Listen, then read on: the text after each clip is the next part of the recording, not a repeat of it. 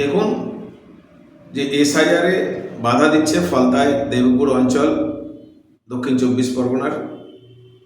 এটা অত্যন্ত নিন্দনীয় এবং ধিক্কার জানানোর বিষয়।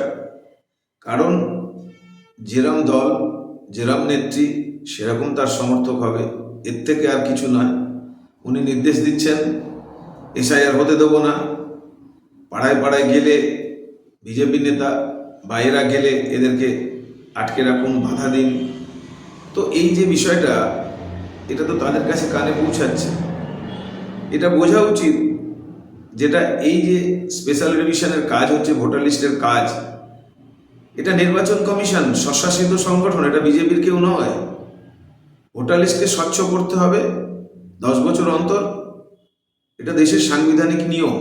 এই নিয়মের বাইরে কেউ যেতে পারে না, মুখ্যমন্ত্রীও যেতে পারে না, কারুর যাওয়ার ক্ষমতা নেই। তিনি সাংবিধানিক পোস্ট, তার উচিত মানুষকে ভালো উপদেশ দেওয়া, কাজে সহযোগিতা করা। তিনি নিজেই বলছেন আমি কাজ হতে দেবো না। আসলে এত ভীত সন্ত্রস্ত হয়ে গেছে যে মৃত ভোটার, রোহিঙ্গা এবং বাংলাদেশি মুসলিম অনুপ্রবেশকারী, এদেরকে নিয়ে ইনি জিতে জিতে এমন লোভ হয়ে গেছে যেটা যদি চলে যায়, আমি যদি ক্ষমতাচ্যুত হই। তার একটা উদাহরণ দেখুন। আমার এই বুথ, বিষ্ণুপুর বিধানসভার 271 নম্বর বুথ, যিনি এখানে বিএলও হয়েছেন, কাজ করছেন, তিনি কাজ করেছেন 100%। কাজ করে আজকে বসেছেন, লাস্ট বসার সমস্ত লোকজনকে ডেকে সেখানে দেখাচ্ছেন যে কি কি কাজ হয়েছে, মৃত ভোটার কত বাদ গেছে এবং শিফটিং ভোটার যেগুলো চলে গেছে।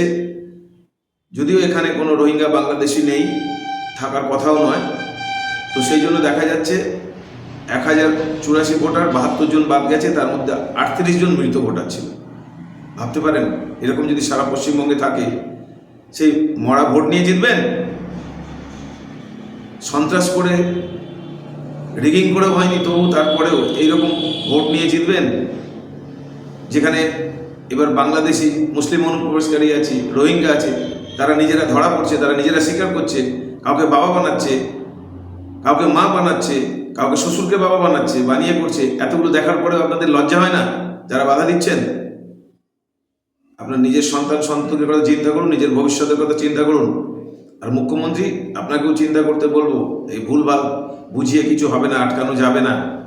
কারণ আপনার 26-এ বিসর্জন হবে, তৈরি থাকুন। যতই ভুলভাল বকুন আর ভুলভাল বোঝান, কিছুই হবে না। আপনি যদি এনআরসি, সিএ, এনআরপি আর এসআইআরকে এক করে দেন, গুলিয়ে দেওয়ার চেষ্টা করেন, এই গুলোনোটা আমরা হতে দেবো না। বিজেপি, সাধারণ মানুষও তার জন্য তৈরি আছে। আপনি তৈরি থাকুন 26-এর জন্য। আর যেটা যারা করছে এই আন্দোলনগুলো, তারা নিজেরা পাপ করছেন। এই পাপ থেকে নিষ্কৃতি পাবেন না। কাজটা করতে দিন, আপনার সন্তান সন্ততি সহ আপনিও সুস্থ থাকবেন। না হলে ফলতায় যেভাবে ভোটের অধিকার কেড়ে নিয়েছে, সারা বাংলা জুড়ে কেড়ে নিচ্ছে, আজকে তাদেরই কাজ তৈরি হলো, আর কে করবে?